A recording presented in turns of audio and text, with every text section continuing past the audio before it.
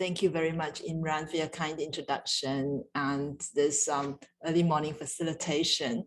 And of course, to Matthew, Imran, and the ICB board for this invitation to meet and share with friends.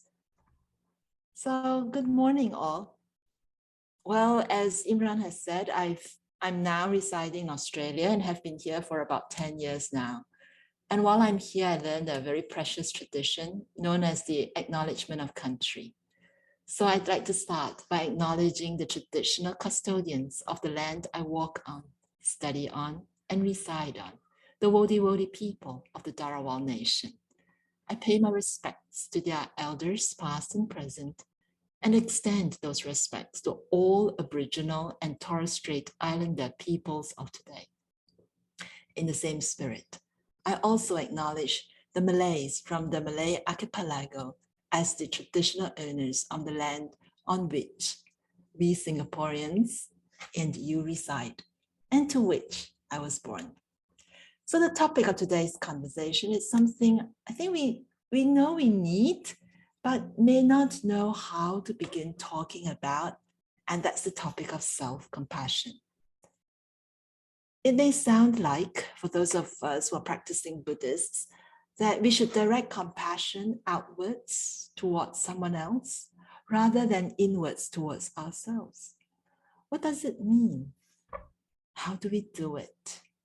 So I'd like to use my recent journey and hopefully from there lead you through something I have designed to help myself and hopefully will also be able to help you on a self-compassionate journey. This session will be quite experiential, and so I don't have PowerPoints, and we'll have opportunities for Q&A at the end, but if you have any burning questions, just feel free to raise your hands using the raise hand function. So, believe it or not, even monastics, right, Buddhist nuns, can experience burnout.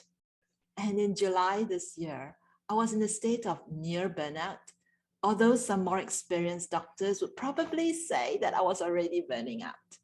My level of productivity was going down and my mood inside was rather low, although I was still able to smile before my students, my colleagues at Tien Institute, my international research affiliates, and my growing communities of practice around the world. Trying to balance teaching, marking, speaking commitments, and publication deadlines is quite a feat, as all of you know. And it doesn't help that we have been socially isolated for many months. And you know, Kiasu Singaporeans, we do not know how to say die. So one major reason I was how deep in work was that I did not say no when I should. I wonder if that sounds familiar to you. So to me, it was a rude awakening to a very simple fact. Monasticism or Buddhism, for that matter, is not an insurance company. It does not insure against burnout, anxiety, or depression. What it does do, though, is that it provides the tools for awareness and hence allow us to embark on a journey towards recovery. So on the surface, it looks like the problem was the high workload that caused me to work 7 days a week for almost 12 hours a day with no end in sight. However, the problem was something else. In a way, I was dislodged from myself, and I will explain more about that later. If there was a metaphor that I can use to describe myself at the end of July this year, it was like a mobile phone flashing red because it was incredibly low on battery, and hence I was anxiously looking for a charger. So at this point, I just want to pause for a minute and ask if my situation has any resonance with you. Does anyone here feel a little burnt out? That you seem to have more things on your plates than you have time for? And these may not be just work, but also things happening at home or at a personal level, or that you do not feel like you are in control, whether you're at home or at work. And in one way or another, like me, you're feeling like a depleted phone battery. Any resonance? Yeah, just give me a reaction somewhere to let me know if I'm talking, I'm saying something that resonates. Well, if it does, it means self-compassion is needed. So unfortunately, I must say that I have been too oblivious with those signals coming towards me over the years. So unlike you, you know that you need to look for help, but I did not. And so my body decided to step in to ensure that I listen. So a ruder awakening occurred when I experienced my first surgery here in Australia on the 31st of August. The doctor found a little tumor inside my right nostril. But this friendly tumor also gifted me with a 2-week medical certificate. I've never taken a 2-week medical certificate in my life before. And I call that now the equivalent of a 5-star cruise holiday. So after a very little bit of persuasion, I embarked on a most gratifying 2 weeks recovery in both body and mind. And today I'm here to share with you my self-compassion recovery journey that allow me today to stand here before you feeling a lot more empowered. And that happened to me all in a matter of weeks. So I named my recovery model BEST, BEST, which stands for B for breath, E for exercise, S for sutras, and T for trees. I designed this practice in 2020 during my year-end break to nurse the wounds that arose from the death of my father, whom some of you may have met in 2019. He passed away in November last year, and I was unable to return to Singapore. So I started on my BEST model last November, but I really put it into practice only this August, and it was it was a very nourishing journey. So like all good academics, let me begin with a little definition. Compassion. The word compassion is derived from the Latin com, which means with, and pati, which means suffer. So we can say that compassion means to suffer with. So compassion usually is accompanied by a strong desire to reduce the suffering of the other. But for today, we're going to talk about self-compassion or reducing my own suffering. So before we go further, let's take a pause. And perhaps you want to think if you have any kind of suffering that you may be facing right now. Some of you have nodded your head, raised your hand earlier. Could it be a backache, a heartache, a family feud, a difficult assessment for those who are studying, or another mission impossible on our plate? Or perhaps a misunderstanding with someone you care about? Or even though we may have opened our doors and can travel around, a feeling of loneliness. Just think a bit. You may want to give it a little, just let it surface for a little bit. Be aware of the suffering that you may be feeling. You may want to write it down on your computer on a journal. So what we're doing now is to put before us the suffering that we would like to reduce. And when you're ready, we shall begin with our practice. So let's start with B for breath. Given the limited time we have together, I will try to take you through a short meditation exercise very shortly. Okay. Now let's talk about B for breath. I find returning to the breath the most nourishing thing to do. And hence I put it at the start of a self-compassion practice. And I also stumbled on a very beautiful poem that I would like to use to start our focus on the breath. And I would like now to put the first 2 stanzas of this poem into the chat so that we can read it together. So if you wish, you can open the chat stream and you should be able to see the poem. The Breath is Life's Teacher by Donna Martin.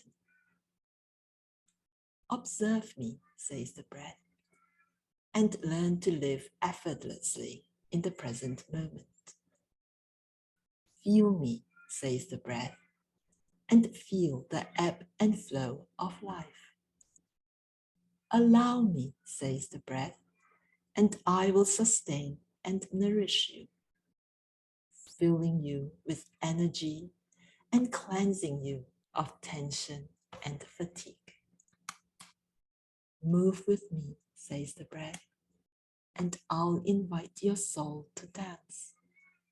Make sounds with me, and I shall teach your soul to sing.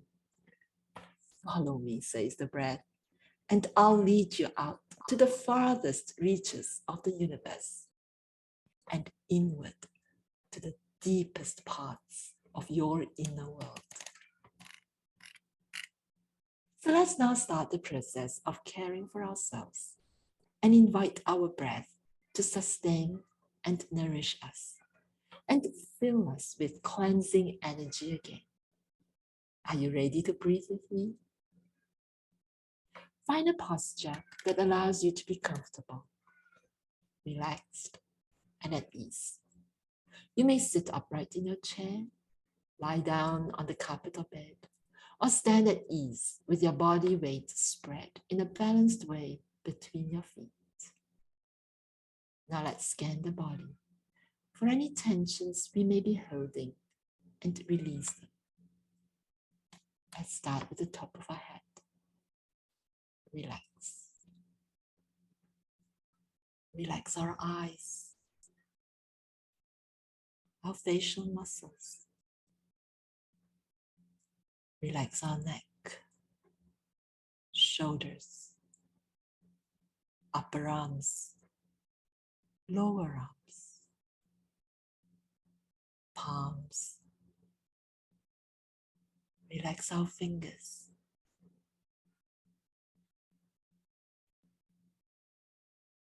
Relax our back. Feel our entire upper body relaxing. Relax our thigh muscles, calf muscles, feet and toes. Relax. Feel your physical and mental energy settling down. You have arrived with nowhere else to go and no one else to attend to.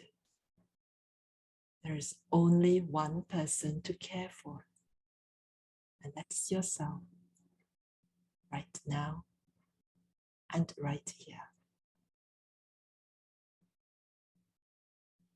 Now gently bring your attention to the tip of your nose and watch the rhythm of your breath without control and without judgment. Just watch the cool air move slowly in through your nostrils, filling your lungs, lifting your chest, followed by a pause. Then feel your out breath as the warm air leaves your lungs through your nostrils, allowing your chest to fall gently.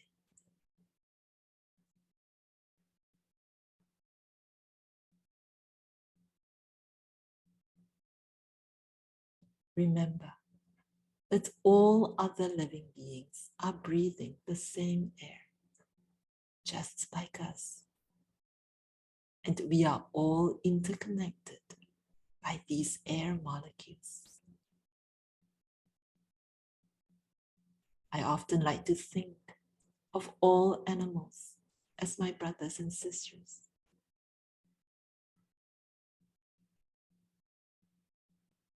For the next few moments, continue to follow the rhythm of your breath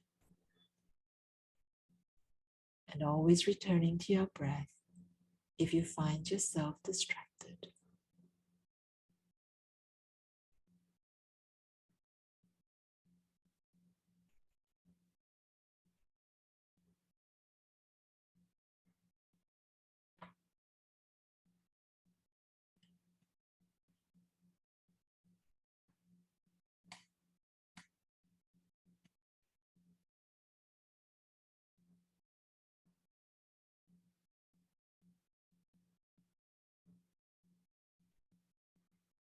At this time,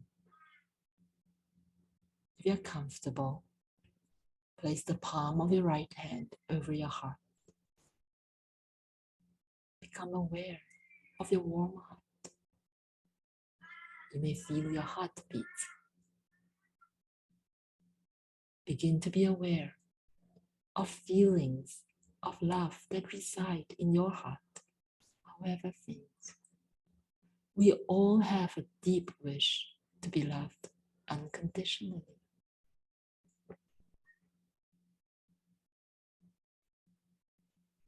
Now look inwards at yourself through your own tender eyes. Ask yourself, what is it that I wish for myself from the depth of my heart? Safety, joy, peace, love, connection, meaning in my life? What is it that I wish for myself? If you sense any resistance to that question, hold on to that too, in your vast inner space, in loving kindness.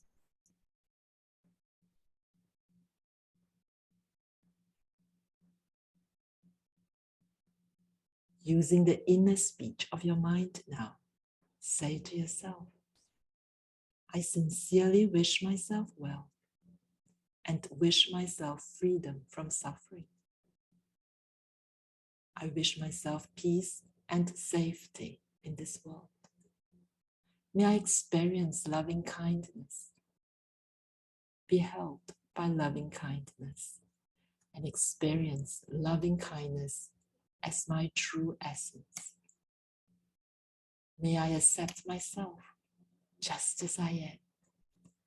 May my heart and mind awaken and be free.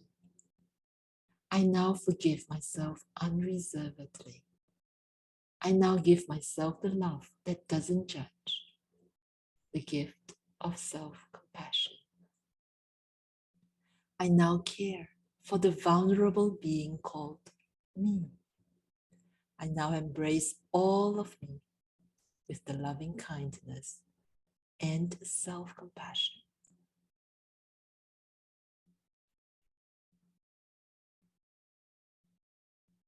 Now expand your open heart and mind to embrace all those present today in this Institute of Chinese Buddhism conversation. May all find peace and joy. May all discover self-compassion. May all retain hope. May all be relieved of suffering. And may all continue to care for one another. Before we end this meditation, feel the glowing, expansive warmth in your heart, embracing all living beings and the earth itself. And importantly, feeling warmth coming back from other beings and the earth to you. May all beings be free of suffering. May all beings be happy. May there be peace on earth and throughout the cosmos, now and for all future generations. Finally, return to the rhythm of your breath.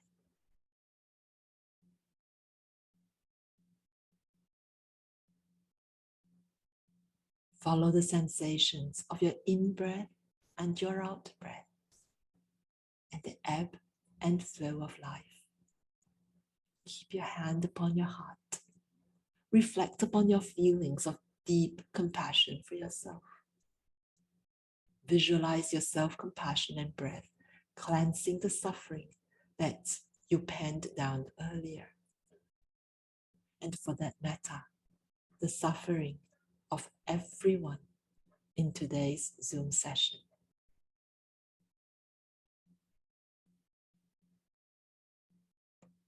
When you are ready, you may put down your hand and gently open your eyes.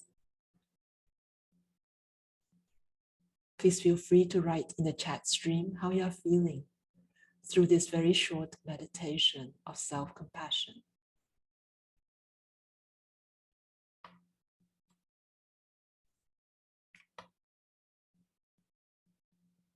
So we start with B for breath.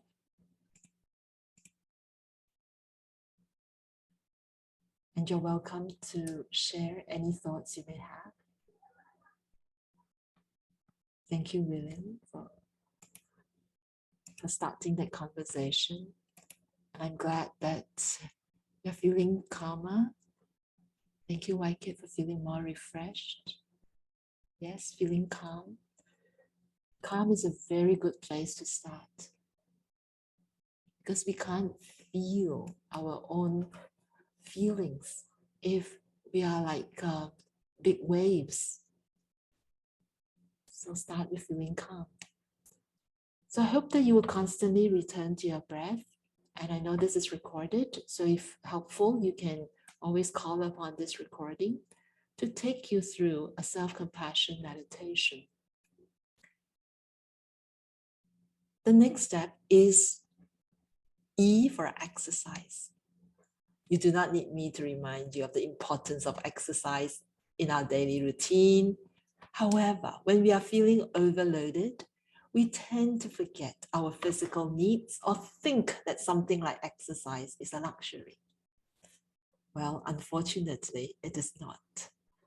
There are many exercise routines that you can get from the internet. So today, I only want to introduce to one exercise that is easy and essential. During days, especially when you may be experiencing Zoom fatigue. It is called palming, or putting our palms over our tired eyes. Now, the secret to palming is that our hands must be clean and relaxed. So if your hands are not clean, please either wash them now or use some hand sanitizer and then relax our arms. You can do so by massaging our upper left arm and followed by our lower left arm. Change hands, massage our upper right arm and followed by our lower right arm. Use this opportunity to breathe and relax and not rush through the relaxation exercise. It's not another thing to get done. You may shrug your shoulders, make good rotation, clasp your hands together. You can rotate our wrists, both directions. We can clasp our hands together and now rotate our arms from the shoulder around. So get our arms stretched out 3 times in each direction. Okay, now you can rub your hands till they're warm. I don't know what the weather is like in Singapore. It's end of the year, maybe a little cooler. So rub it till it's warm. If you're wearing glasses, you may want to take down your glasses later. But what I'll just share with you what's going to happen. What will happen afterwards is that we will cup our warm palms over our eyes. But you have to be careful, you're not pressing on your eyeballs. Okay, so you're cupping over your eyes, not your eyeballs. So this part of your palm, where there's this seat of the palm, should be on your cheekbone, and your fingers should be on your forehead. So nothing should be pressing onto your eyes. Then also, Don't allow any light into your eyes. And what we will do afterwards is that I will say a few words to gently guide you into just feeling the warmth and the nourishment for about a minute.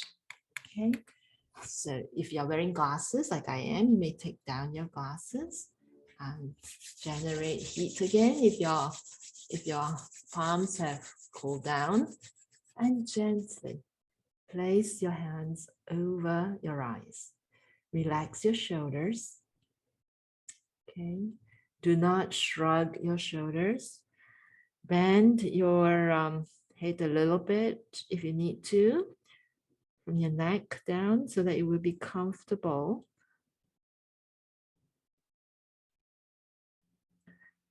You should feel the warmth of your palm going through your eyes, and allow that warmth to nourish your eyes.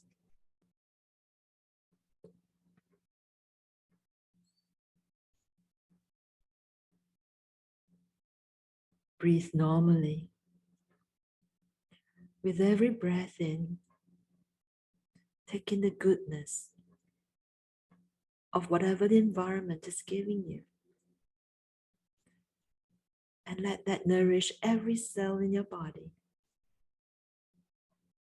And as you breathe out, allow any toxins that may have built up for you this morning, let it out of your system.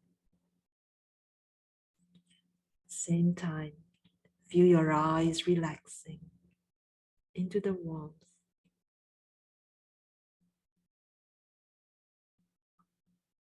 You can do this as many times as you wish during the day. And when you're ready, you can remove your palms slowly, still with your eyes closed, and gently rotate your head in one direction, very, very gently.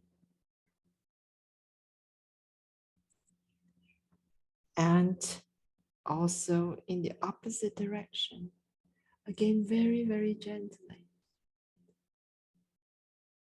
Feeling all your neck muscles extending.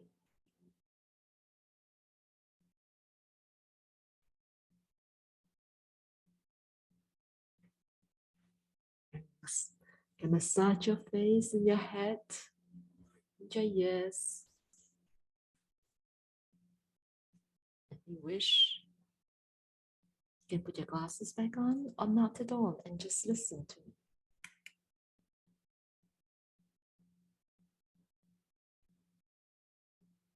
There are many exercises that you could undertake, and we've been told that every 20 minutes we should be stopping our work on the screen in front of the computer. If you're like me, we are probably in front of the computer from 9 to 5 or 9 to 9.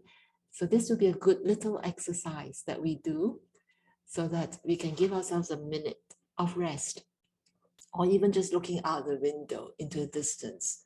So always taking those Zoom breaks or computer breaks. How does everybody feel? Are you good with that little break? Yeah, all good. Thank you. Yes. So now I'm going to move on. S for sutras. So best, B-E-S-T. So the third part is S for sutras. So as some of you may know, sutras in Sanskrit means a collection of truth sayings or teachings. To me, all practice should lead to more compassion and less ego. So otherwise, that practice is not worth pursuing, as any continued practice changes our brain and our mind.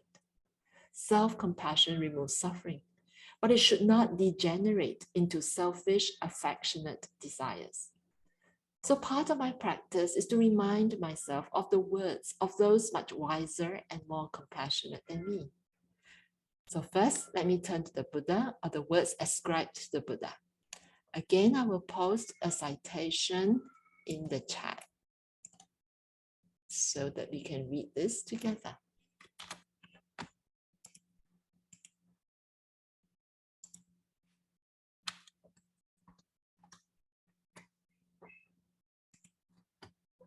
From the Itivuttaka Sutta, bhikkhus, whatever kinds of worldly merit there are, all are not worth 1/16th part of the heart deliverance of loving kindness. In shining and beaming and radiance, the heart deliverance of loving kindness far excels them. This passage reminds me of the importance of filling our heart with loving kindness, something I forgot many months ago when I was overloaded.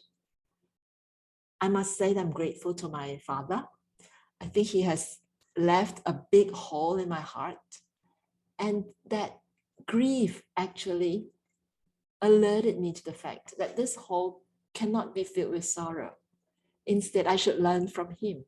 I should learn from him and all these great sages that I must fill this hole with metta, with loving kindness. I'm going to share with you another quote from a sutta, just as an example of, I see, I've been putting things into the wrong place. Okay. So let me just redo the earlier one. The Majjhima Nikaya.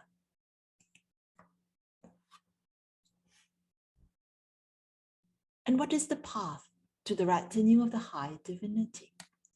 Here, a bhikkhu or Buddhist monk abides with his heart imbued with loving kindness, extending over 1 quarter. Likewise, the 2nd quarter. Likewise, the 3rd quarter. And likewise, the 4th quarter, and so above, below, around, and everywhere. And to all as to himself. He abides with his heart abundant, exalted, measureless in loving kindness, without hostility or ill will, extending over the all-encompassing world. While this heart deliverance of loving kindness is maintained in being in this way, no action restricted by limited measurement is found there. None persists there. I take this longer passage to mean that loving kindness should be filled both inwards and outwards. So I am very grateful to this practice because every day I'll remind myself to fill my heart with loving kindness. And I do not limit myself to the words of the Buddha. I believe that sutras are truth maxims that speak to us now. And let me share a wise Chinese verse in the chat so that we can also read it together.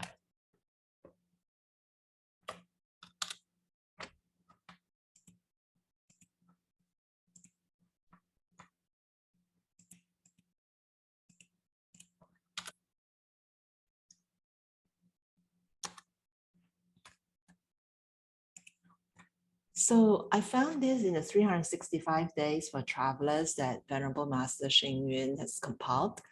It says here, no matter whom you dispute with, winning the fight always results in a loss. It is better to compete to better oneself instead. Whoever can strengthen oneself the most is the real winner. Tea is fragrant because boiling water releases its aroma. Similarly, the fragrance of life is released through encountering setbacks and disappointments. Peace is the result of cultivation and is the art of life.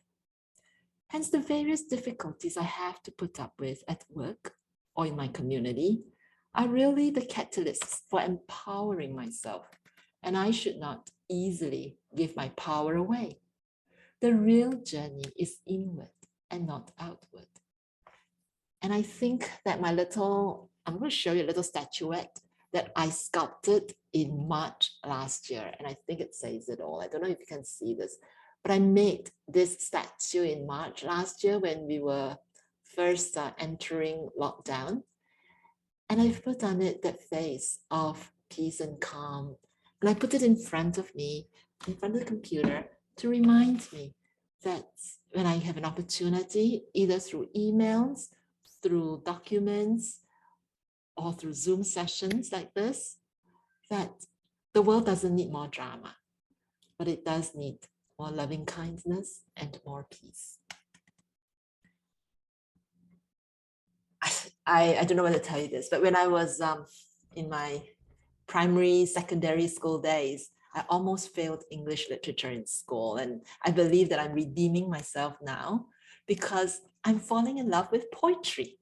So let me offer a few in the chat again for us to read. And the following is something from David White, a poet whom I've come to enjoy.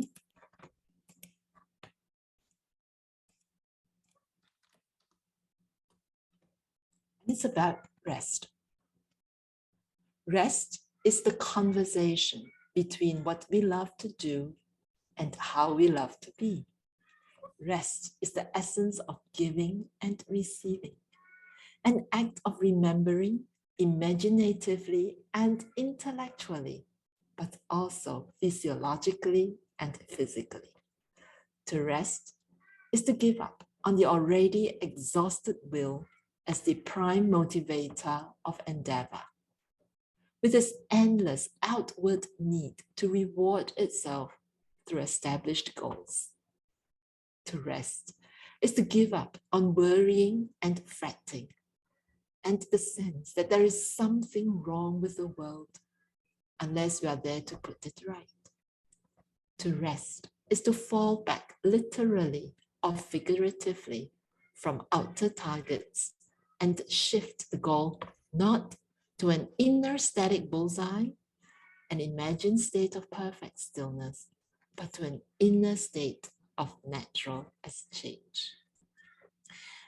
I hope that today you have given yourself that permission to rest. I mean, the fact that you're joining me in this session tells me that you value rest. And I hope that today this model will also give you an opportunity to see how you can rest. And it's okay, I've learned, to take some annual leave and sick leave to recuperate and give ourselves self-compassion. And of course, for those of you who prefer something more scientific, you can check out Dr. Kristen Neff, N-E-F-F. She has developed a self-compassion model that consists of self-kindness, recognizing our common humanity, and mindfulness. And that's Buddhist-based. So once again, before I move to the final step in my best self-compassion practice, if you have any reactions, feel free, to tell me if going to the sutras is helpful to you, going to some truth sayings, and how you feel about consulting wise and compassionate teachings. You may share in the chat, or you may give a reaction.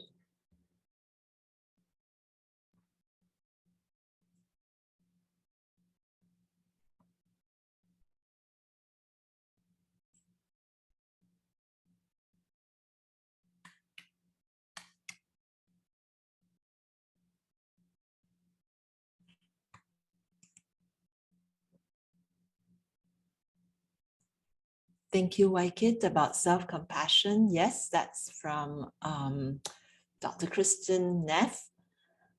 Inner natural exchange. Thank you, Matthew, for your question. Yes, you know that actually inside of us, we do have voices. I don't know whether you realize, but we do have a lot of self-talk. There are thoughts in our mind. We talk to ourselves, whether it's negative or positive. We need to relax. We need to really relax in order to hear ourselves and be transparent, what we call self-transparency. And this self-transparency will make us become very aware of the tensions that we have placed ourselves into. Life is filled with paradoxes. We are very often walking on the edge. Very often we don't have the right answers. And therefore, we need to be able to give ourselves this relaxed state, so that the left side of me can talk to the right side. My brain can talk to my heart. And I allow that conversation to come to a state of, well, yes, I think you can say that of internal stillness. But this stillness is not easy to come by. Before you can reach this sense of stillness, I think we need to allow that talk among the different parts of our body. I don't know about you, but I find myself suppressing a lot of my emotions, my feelings, in order to get things done, right? There are parts of me that's trying to talk to me and tell me I got to slow down, and I've been putting it back. No, not now. We'll do this year-end holiday, not now. But really, we should give ourselves an opportunity for that conversation. I did, when I was quite ill about 10 years ago, when I was in Los Angeles, I wrote up for myself a happy agreement. It's called Happy Agreement between Juewei's body and Juewei's mind. And in that happy agreement, because I'm computer trained, I divided it into input, process, output. So how, in terms of input, process, output, Juewei's body must negotiate with Juewei's mind, and Juewei's mind has to agree to listen to the body and allow the body some space. And when the body has healed, the body allows the mind to take over. And at the end of it all, allowing ourselves to surrender to nature, and which is what I'm going to talk about next.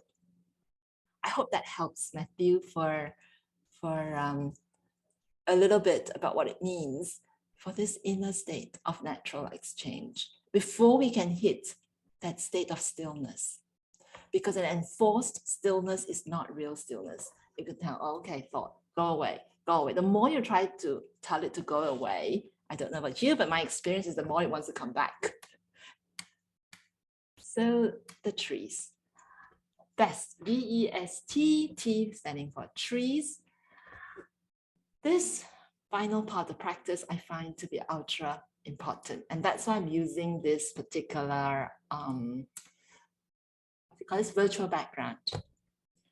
It is a reminder for us to return to nature and learn its lessons.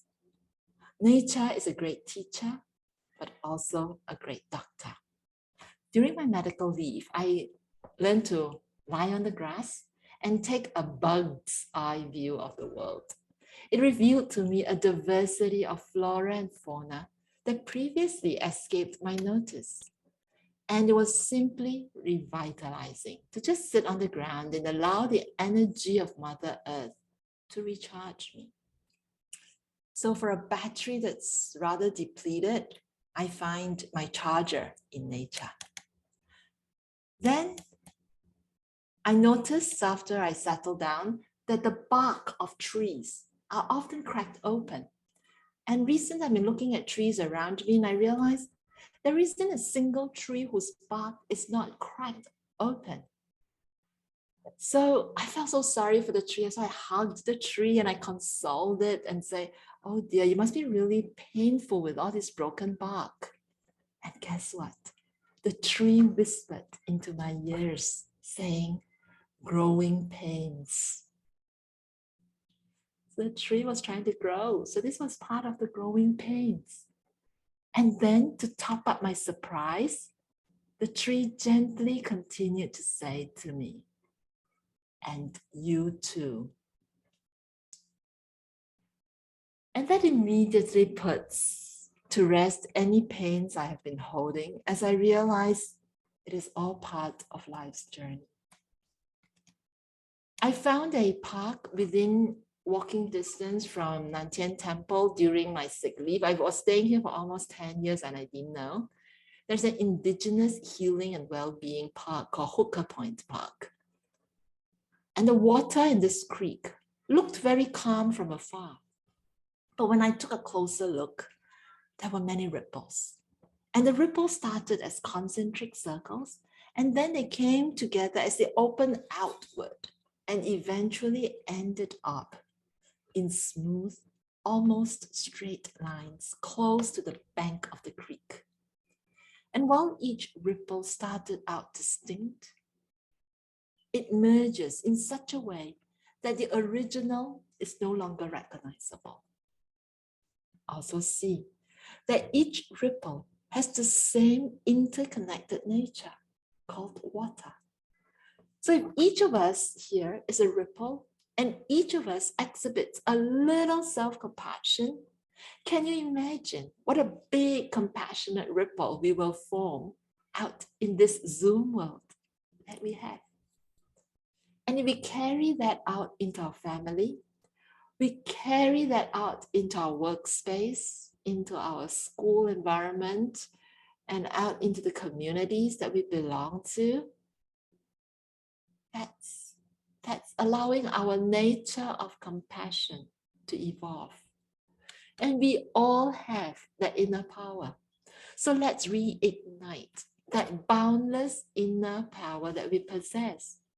And so that in the face of strong winds and earthquakes, we don't lose the soft and fluid power of compassion that can sustain not only ourselves, but also people around us.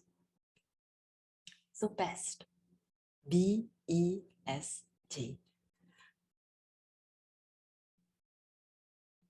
It's about how we calm ourselves and our minds down with breathing,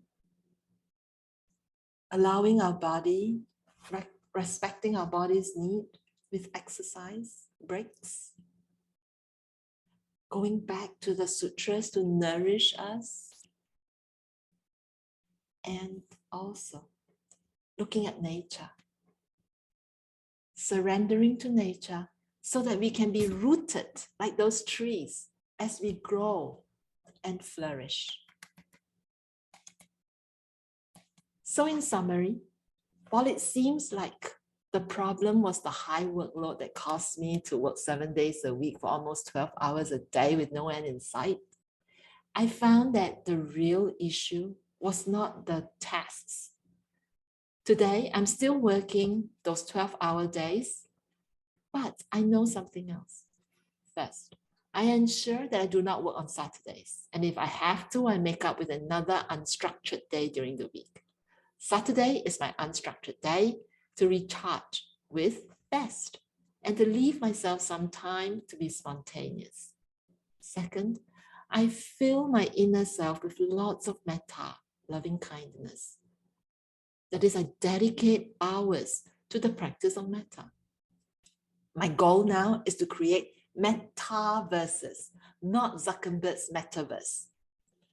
So working 12-hour days means empowering myself with the ability to send metta with every task that I do, with every person I encounter. And from this position of abundance, I find myself a lot more liberated in both body and mind. And I hope that this best practice can be useful to you too. I know that it is 12 noon for you, but we did start a little late. So I'm asking you if you would like to leave some time for questions. So let me just look at the chat a little bit. Yes, thanks, Imran. It is the scars in life that make us human, to facilitate our growth, and we need those winds also and rains to help us grow. And having many cracks do not mean we are broken. Thank you, Matthew. It means that we didn't fall apart. Yes. And Waikit says it's like the art of kintsugi, the art of welding broken poetry pieces back together with gold. Yes, I learned about that too. The cracks are so beautiful. Recently, I slipped and fell and got bruised. And I learned to look at the bruise in a different way. It used to be that, you know how it is when we grow older, the bruises don't go away so quickly. But as I looked at the bruise, I go like, wow, how beautiful. This purple, and then turning a bit black. and then going in, and then it's turning a bit reddish, pinkish, and then it disappears. Wow, it's like fractals, bruised fractals. So everything can be beautiful if we fill ourselves with that abundance. I'd like to open up if there's any question. You feel free to raise your hands, unmute, or comments.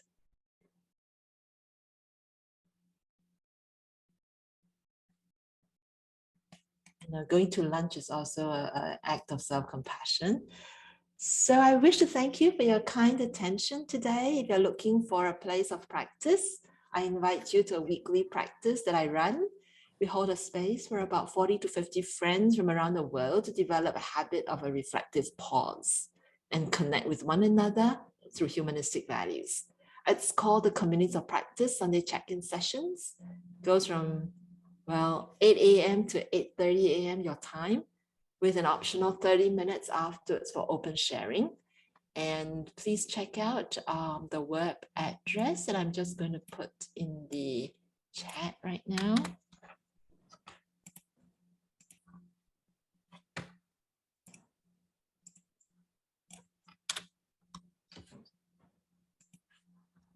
So my final gift to you is a little story.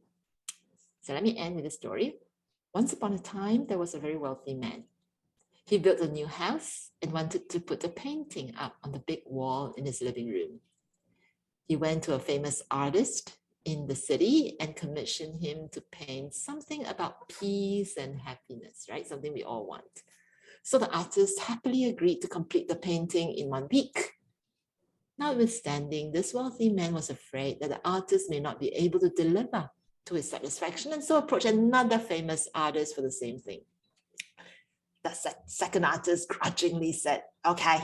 A week later, the happy house owner went to the first artist and received a beautiful painting of spring in bright sunshine with lots of flowers and birds singing. So he quickly came home and wanted to hang it up on the wall, on the blank wall in his living room. And just as he was about to hang it up, he kind of remembered, hey, I've got another commissioned art piece, so why don't I go look at that second artist's work? So he reached the house of the second artist and found the artist smoking in the studio. And the artist saw this wealthy man and grudgingly told him, yeah, you're painting down that alley. So that poor wealthy man walked down this dark corridor and saw the painting waiting for his pickup. And when he looked at the painting, he almost burst out in anger. What he saw was a tempestuous night with dark clouds and lightning and a precipitous cliff. And on that precipitous cliff was a dead tree. And on that dead tree were a few decaying branches. So this rich man was about to turn around and wanted to go and demand his money back from the artist. But just as he was about to return towards the studio, his eye spotted something very unusual. On one of those decaying branches of that dead tree, guess what? He saw an owl sleeping peacefully. An owl sleeping peacefully on a decaying branch of a dead tree that's hanging dangerously on a cliff with an ominous cloud cover. So where is peace and happiness? Is it in the beautiful clouds and scenery out there? Or is it in the ability to sleep no matter what the environment brings to us? If you are that rich man, which painting will you hang up in your living room? So with this story, I wish everyone a very safe and joyful journey in life, punctuated with the best self-compassion practice and filled with ample compassion for self and others. Of course, I thank you very much for being present today. And I hope that you found something that could be of use in this high pressure cooker society called Singapore, and in this very turbulent world with a very uncertain future.